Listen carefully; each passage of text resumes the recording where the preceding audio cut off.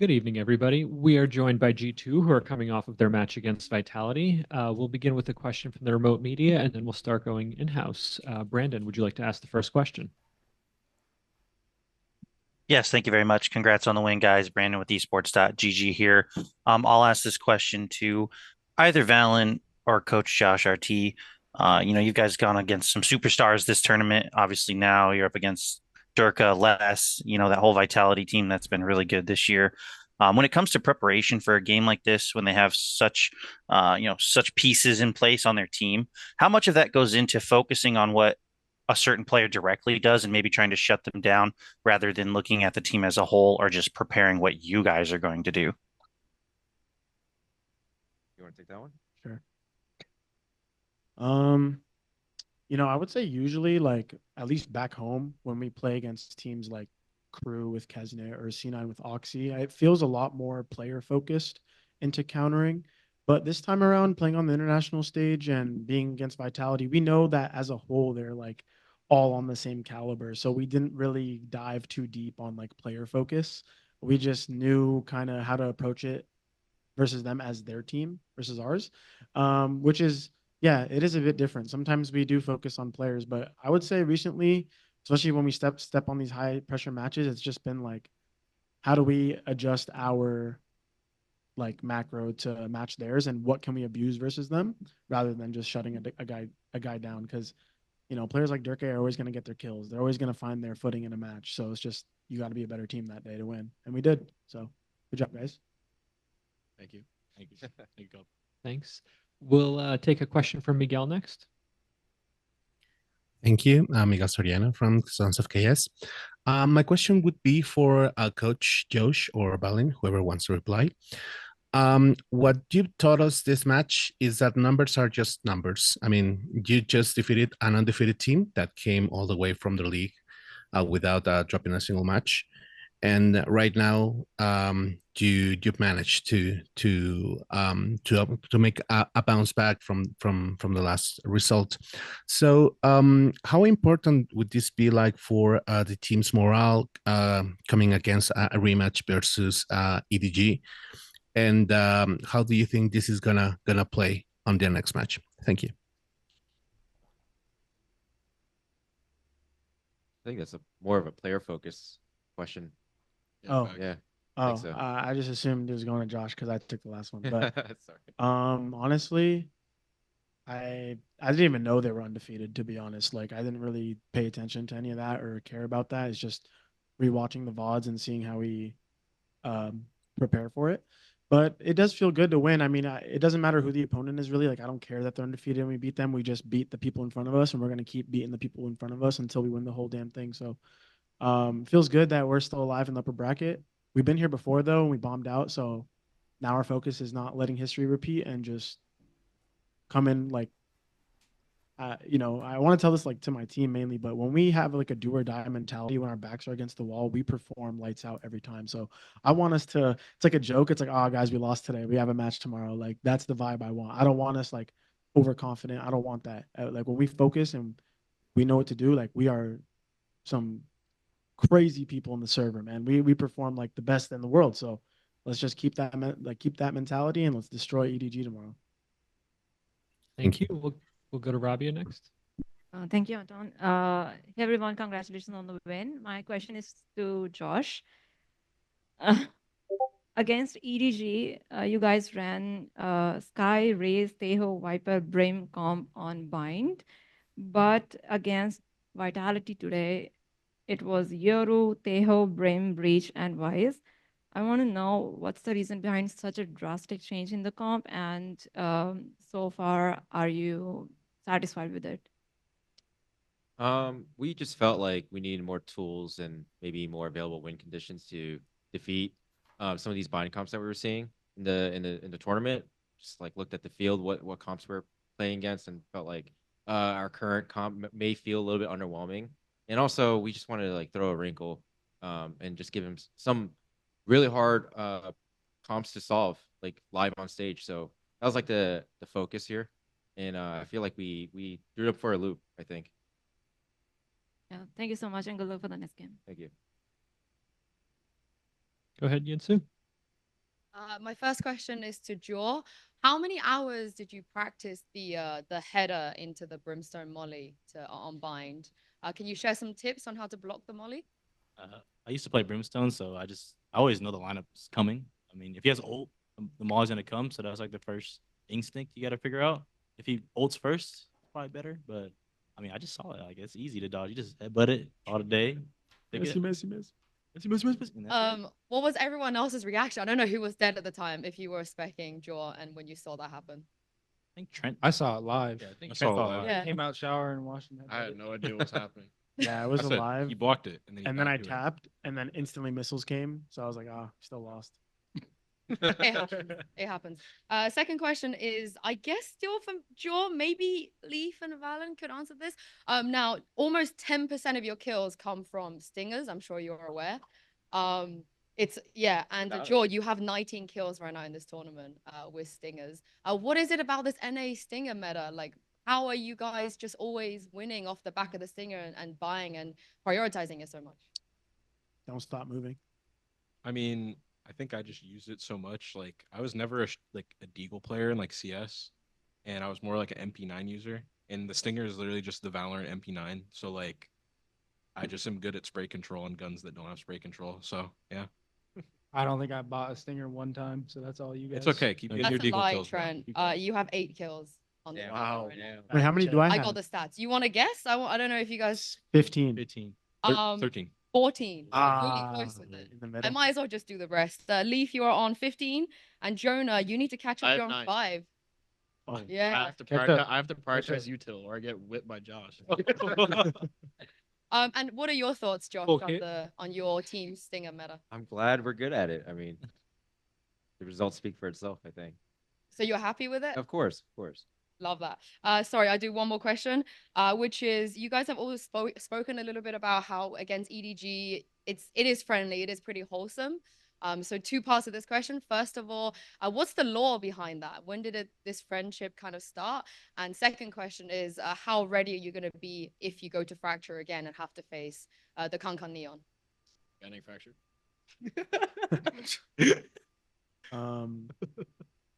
I think like the friendship between us started just because we did like jersey swaps, but also they're just really friendly and nice people. Like they wished us luck before our game today. The whole team is really wholesome, so it doesn't feel like they have any like, I don't want to say hate, but any yeah, I mean they don't really have any hate in their heart. It feels like so they're just being friendly with us, and we're just being nice back because that's what you do as a human being. So they're chill and we're chill. So it's like a mutual respect type thing.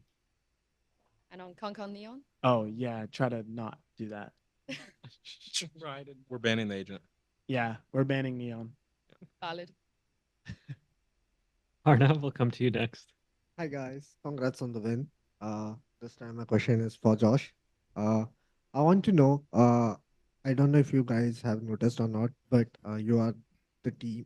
You guys have been picking the new Regent Shield a lot, whether it's been eco or sometimes in the full buy as well.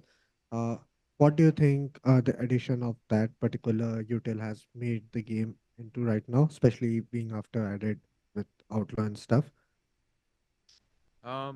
It's just another way to think about economy, and if you're able to regen shield and keep it going, you can start building your econ a lot faster. And we like utility, we like to have utility fights, so that kind of just plays into that. But obviously the counterbalance is facing against outlaw, so like we always like we can play the game, that game too. Like if other teams are playing regen shields, we'll just bust out outlaw, and vice versa. So, but like yeah, we like to change. We try to abuse it as much as we can. Thank you. My second question would be for Jonah. Today the Professor P came out and everybody was cheering for you.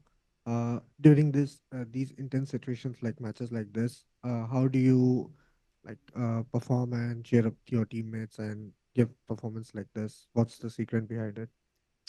Well, today I was singing on stage to my teammates, so I think that helped a lot. Yeah, there's like some stupid rounds we lost, and I'm always making jokes. And I personally, individually, play a lot better when there's more pressure. I don't know why. I don't think about or play the game differently, but when there's extra pressure, I feel like I lock in harder. Thank you. And my last and final question would be for Valyn. After the 3K shot from Sheriff in Lotus B, we saw some reaction from you, but the broadcast muted. Can you tell us what were you saying? I don't know if I could say it here. We'll give it a pass. I was like, what the fuck? Fix it.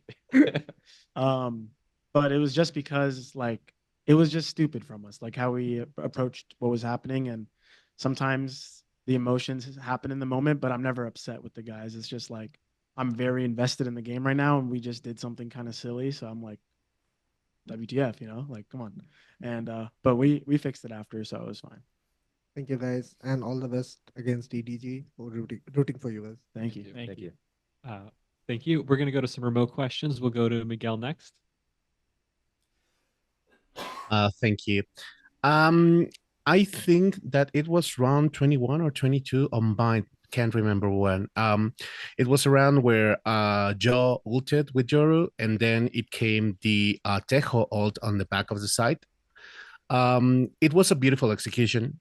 But how much of this synergy comes from practice, and how much does this synergy comes from like the vibes and the good team that you have? I feel like we Like- didn't drill that. Yeah, but so I didn't have reps on them. That strat was new to me. yeah. Yeah. I- We have like no practice on that new comp, and we basically just translated, ideas from other maps that we have, and that's pretty much it. Just like agent mastery. Like Yeah. we play a lot of Teo, we play a lot of Yoru. We know like what Yeah. the agents can do. We're all very good at filling in util and gaps just on the fly. So It helps when you have the two best initiators in the world, so they just know how to fill it in pretty easily. Aw. We'll go next to Brandon at esports.gg. Thank you again. I will send this question over to Leaf. Some numbers here I have. 50 rounds played against Team Vitality total today. 17 of those, which is 34%. You got at least 2 kills against them in 17 rounds. 13 2Ks and 4 3Ks. So I just want to ask about your effectiveness today. What were you on? What were you doing where you were able to just pick off multiple players and that many amount of rounds today and kind of have that sort of impact on the game? I mean, I was like 2.5 Red Bulls deep. That's what I was on. Shout out. But I don't know. I was just feeling very confident. Like, even though we were first timing, it's like my first time playing Vice on Bind. Like the agent was kind of self-played. I feel like I didn't really heat up until like the second half in totals, and I didn't realize how many 2Ks I got. And then like Lotus, it was just kind of like I just did whatever I want. Like I would walk out A, just kill Dirk A 1 bullet. I would be front B on defense and somehow kill 2 1 bullet Dirk A as well. It's always this guy for some reason. But yeah, like I don't know. I just was very confident in my aim and just felt they didn't really have util to stop me. So felt good. good answer. Cheers. We'll go back to Yunsu for the next couple. I have a question for Trent. So we had valyn on the desk, and as you know, if you win this tournament and you're the MVP, you will get a bracelet. And he so nicely said that he felt like you would be able to have the aura, to rock that bracelet. It would look good on you. He's got faith in you. Would you agree? And also, is there one of your teammates perhaps you feel a similar way about? Thank you, Jake. Sure, I'll agree with him. I think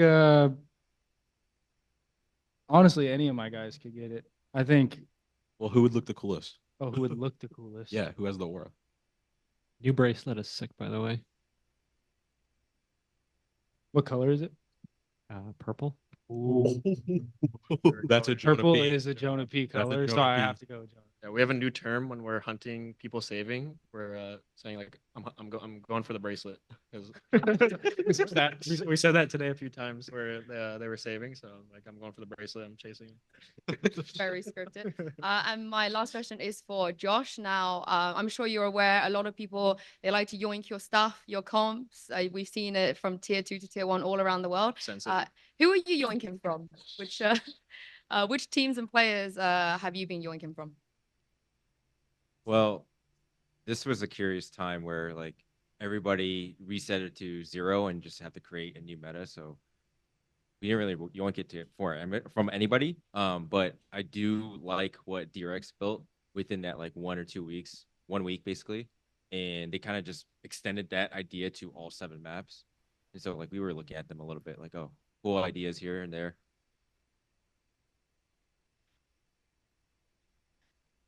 Hi again, Adam here.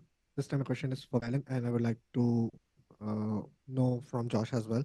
Uh, During the bind game, when you guys were losing, but you took a timeout and you guys went for overtime.